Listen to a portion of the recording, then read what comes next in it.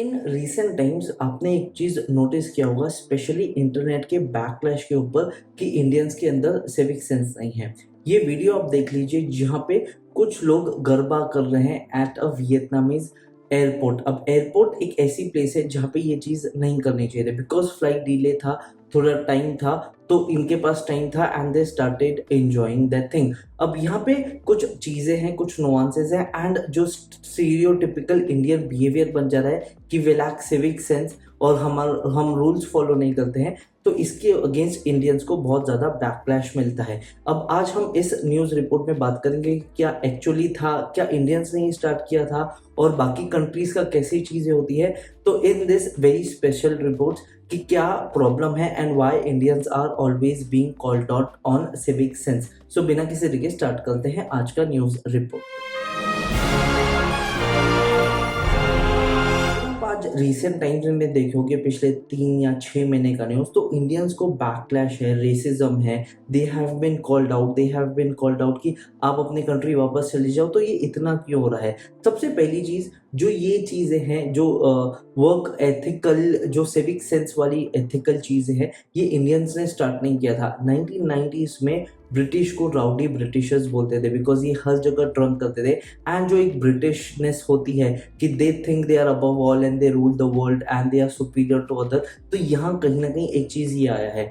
Australians को और Americans को अगली बोला जाता था, ऑस्ट्रेलियंस को फियरफुल बोला जाता था कि वो कोई भी चीज़ कहीं भी कर सकते थे, और अमेरिकन्स को तो अगली भी बोला जाता था because they lack the basic hygiene factors. तो सबसे पहली चीज़ ये इंडियंस ने स्टार्ट नहीं किया है, बट ये क्रॉस फायर में इंडियंस का क्या और क्यों योगदान है and why they are included into it. तो सबसे पहली चीज, एक बहुत बड़ा बेसिक टेम्परमेंट है। जैसे हम ब्रॉन एंड बॉटअप है, हम बेसिक रूल्स को फॉलो नहीं करते हैं, and this is a very core responsibility जो हमारे को लेना है। हेलमेट नहीं पहनेंगे, we would talk to some other girls. अगर कोई फॉरेनर्स आती हैं तो ऐसे बच्चे, ऐसे लोग उनके आसपास उनको भीड़ बना के कर देंगे कि they want to take a selfie. और यहाँ पे एक प्राइवेसी लाइन होती है। वी हैव टू अंडरस्टैंड कि हम एक बहुत बड़े वॉल्यूम वाला देश है और यहाँ से बहुत लोग बाहर जाते भी हैं, और इंडिया का कल्चर एंड इंडिया का जो रिलीजियस और जो इतना डाइवर्सिटी है वो लोग एक्सप्लोर करने के लिए भी आते हैं।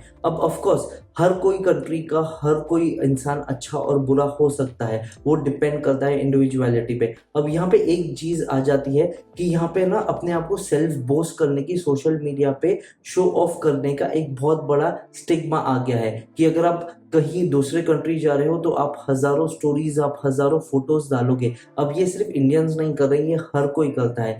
बट द पॉइंट इज कि ये अपने आप को प्रायोरिटी करके वहाँ के कल्चर, वहाँ के रूल्स रेगुलेशंस को भूल जाते हैं, and this is the very basic thing. आज इंडिया में अगर आप रॉन्ग ड्राइव गाड़ी करते हो तो शायद you might be getting use to it, और मे बी शायद आप इतना आसपास देखोगे कि कॉप है नहीं है, and you would do that. अगर यही चीज आप फॉरेन कंट्री में करोगे तो वो एक बहुत बड़ा प्रॉब्लम हो जाएगा। You can be actually legalised और वहां पे आपको पनिशमेंट मिल सकता है। एक रिसेंट किस्सा आया है कि जापान में एक स्टोर पे एक टूरिस्ट गई थी और वो शॉपलिफ्टिंग, यानी वो बिना बिल दिए चीज उठा के लेके जा रही थी। अब इंडिया में ऐसे बहुत सारी चीजें होती हैं, ये एक मतलब अचीवमेंट लगता है, अरे कि मैंने टूथपेस्ट बिना बिलिंग के ले लिया, अरे मैंने डी मार्ट या फिर ऐसे कोई मॉल में चॉकलेट अंदर ही खा लिया, वो बिलिंग काउंटर तक पहुंचा ही नहीं है। तो ये प्राउड होने वाली चीज नहीं है, ये एक बेसिक रूल होते हैं, and there is some ethical behaviour. India में डोमेस्टिक भी अगर आप देखो तो चीजें अच्छी नहीं है। गोवा में इतने लिटरिंग के केसेस हैं, इतना कचरा और बहुत सारी चीजें आपने देखी होंगे, और ये एक बहुत बेसिक चीज है कि यहाँ पे जो बेसिक चीजें हैं वो रूल्स फॉलो करने हैं। वहां पे हमारे को समझना पड़ेगा कि हम किसी के देश में जाते हैं तो हम उनके मेहमान हैं, और जैसे कोई हमारे यहाँ पे आता है तो वो हमारे मेहमान है, तो उनको एक टेक्निकली थोड़ी प्राइवेसी देनी चाहिए। उनकी जो बबल है उसको हमने ब्रीच नहीं करना चाहिए, जिसको हम प्राइवेसी बबल बोलते हैं, जिसको हम प्राइवेसी लाइन बोलते हैं, विदाउट द कंसर्न नहीं होनी चाहिए। और ये एक बहुत बेसिक चीज है जो बहुत अभी ज्यादा क्रिटिसाइज एंड स्क्रूटनाइज हो रहा है।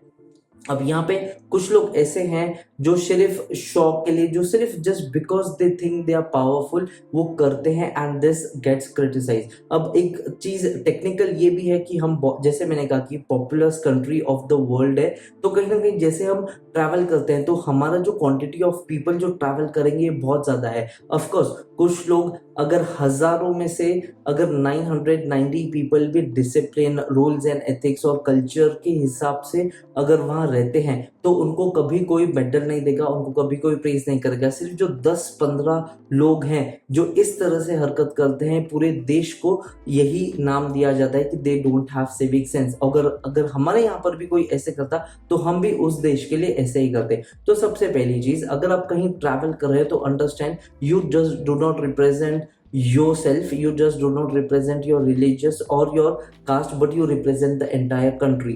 अब ये गलत नहीं है कि अगर आपको एक्साइटमेंट अपना शेयर करना है, अगर आपको आपके फैमिली के साथ एंजॉय करना है, आपको लाउड म्यूजिक या फिर अपना फोक डांस जैसे गरबा फॉर इंस्टेंस अगर करना है तो उसके लिए कोई मना नहीं करेगा, बट उसका एक प्रॉपर प्लेस, उसका एक प्रॉपर ओकेजन होता है। And this is one of the basic things कि वहाँ के किस तरह से रूल्स है, आप जो कंट्री में जा रहे हो उनके कल्चरल बिलीव्स, उनके ethics of that particular country कैसे हैं। बिकॉज ऐसा नहीं है कि इंडिया ही करता है, बहुत सारे देशों में बहुत जगह होता है। चाइनीज अभी रिसेंटली दे हैव थॉट कि ये बहुत ज़्यादा टेक्नोलॉजी का सुपीरियर है, वो उतना वैल्यू नहीं देते हैं। फ्रांस की एक बहुत बड़ी चीज़ है कि वो जानबूझ के इंग्लिश में बात नहीं करेंगे, उनको आती भी होगी तो वो केटर नहीं करेंगे। बट द प्रॉब्लम इज इनको देखा नहीं जाता है, और जैसे हम लोग हैं हम समझ जाएंगे कि भाई अच्छे लोग बुरे लोग होते हैं। अब जिससे हमारा पाला पड़ा है ये मे भी उतना अच्छा इंसान नहीं होगा, ये मे भी उतना अच्छा वो हमारे को नहीं करेगा। और यही चीज़ हमारे साथ भी होती है कि हमारे जितने लोग बाहर ट्रैवल कर रहे हैं,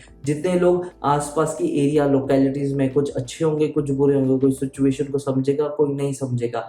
अब यहाँ पे एक चीज आ जाती है, जो नेगेटिव चीज है, जो गलत चीज है, उसको बहुत ज्यादा पब्लिकली अपलोड किया जाता है, एग्जैजरेट किया जाता है। कितने ही सारे टूरिस्ट हैं जिनकी ऐसे रिक्शा वाले और जितने ये लोकल लोग हैं वो कितनी हेल्प करते हैं, how much they help them, ये कभी आएगा नहीं। कितने सारे फॉरेनर्स आ के बताते हैं कि they were in India, they had good time and they had certain problems, और फिर उनके लोकल लोगों ने हेल्प किया है। बट इसको क्रिटिसाइज, मतलब इसको कोई भी ज्यादा फैलाएगा नहीं, इसको कोई भी ज्यादा प्रेज नहीं करेगा, बिकॉज इसमें व्यूज नहीं आते, इसमें बहुत ज्यादा उसको अच्छी चीज को बहुत ज्यादा अप्रेजल नहीं मिलता है, स्क्रूटनाइज नहीं होती है, क्रिटिसिज्म नहीं मिलता है।